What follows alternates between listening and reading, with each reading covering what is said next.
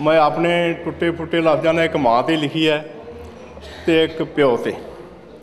Canada च कहते father, Canada च कहते फादर, मोगे वाले कहते प्यो तो नवां शहर वाले कहते पे।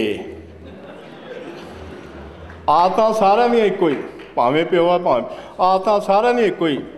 शाम ਨੂੰ ਪਊਆ दारू ਦਾ, सवेरे 3 नंबर की गोली ते मक्की की रोटी, सरों का साग उत्ते रुगक घे घे। शूगर ते ब्लड प्रैशर का बापू नूं पहलां ही सी, फिर हो गया हर्ट। कईयां पुछो की जी, मैनूं तां जी हर्ट हो गया।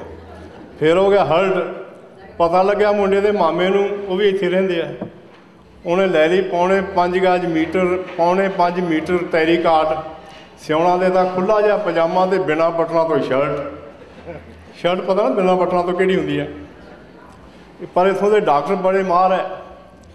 बापू की करती सर्जरी बाईपास, बापू नूं हो गई 5-4 साल होर जिउण की आस।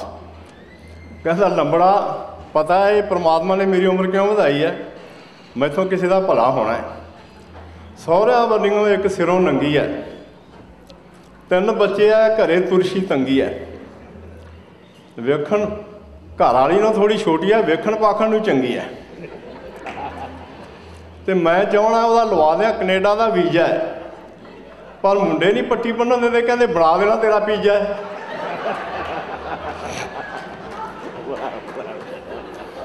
मुंडे नहीं कुछ कर देंदे, कहते तेरा पीजा बना देना। इस गल्लों गोरे बड़े चंगे हैं। बापू नूं आप लभ के देंदे फ्रेंड गर्ल है, वो साडियां नूं क्यों नहीं समझ आउंदी, गल बड़ी सरल है।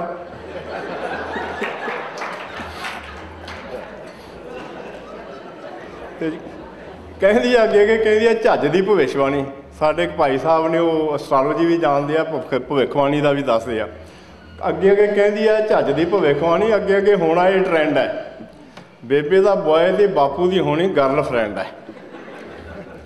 फिर आऊ फादर डे मनाउण दा स्वाद है, पर यह लगता होना साडे चलाणिਆਂ तो बाद है, साडे चलाणिਆਂ तो बाद है।